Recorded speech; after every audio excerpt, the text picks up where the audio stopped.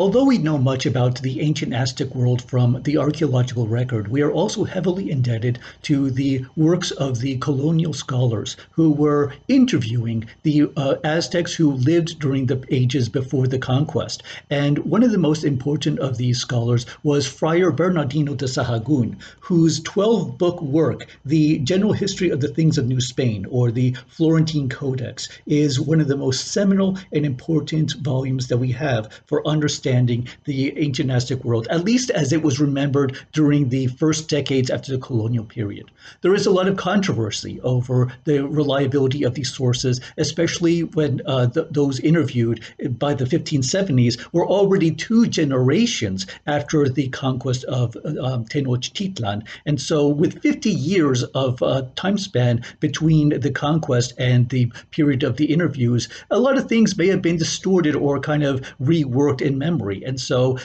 we have to be very cautious in the reliability of these data. However, at the same time, this is an invaluable resource for understanding the Aztec world, and this encyclopedia of Aztec life and natural history is broken down into 12 major books. And this paperback edition is part of the series that was published by the University of Utah Press, edited and translated by Charles Dibble and Arthur J.O. Anderson. And their work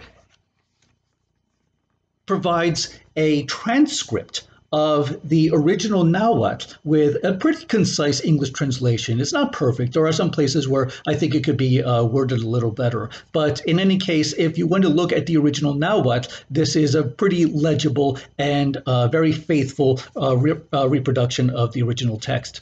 I will also throw in a link to the full facsimile that I found online, Intla, ticnequi, titlanahuapohuaz, which is to say that if you want to try to read it in the original Nahuatl.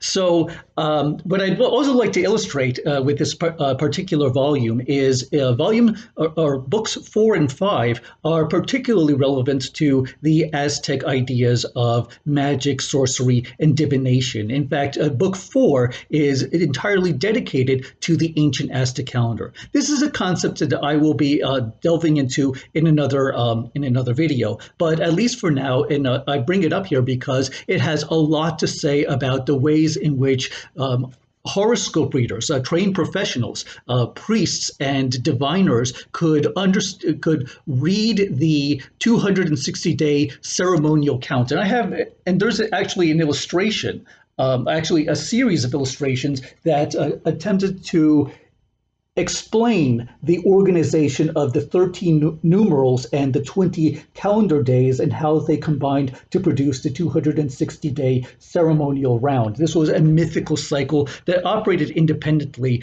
of the full solar year, but that's a subject for another video.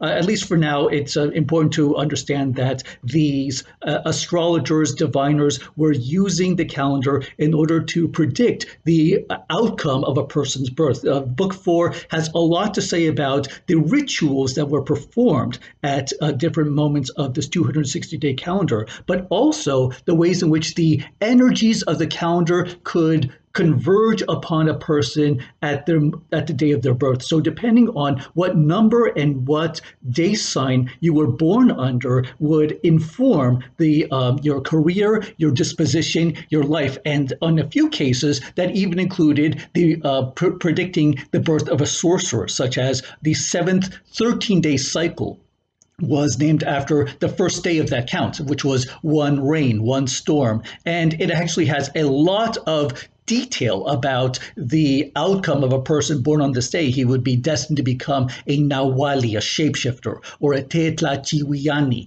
This was a person who cast sorcery. Tetlachihuilistli literally means to doing things upon people. And this was a very general way of for the Aztecs to define sorcery.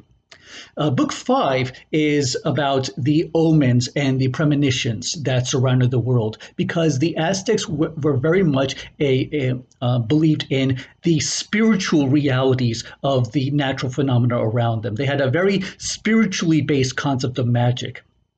That is to say that the world was animated with gods, spirits, ghosts, and many other sorts of supernatural, superhuman entities that had some degree of influence in the natural world, the social world, and in some cases, even matters of health. And to give an example, I wanted to return to these illustrations because on the last set, you have, again, some of the text and also some of the full color illustrations from the original manuscript. And if you look at the top right, you see a really nice rendition of an owl. The owl was a premonition of death. It was a representative of the underworld. It worked on behalf of the gods of death.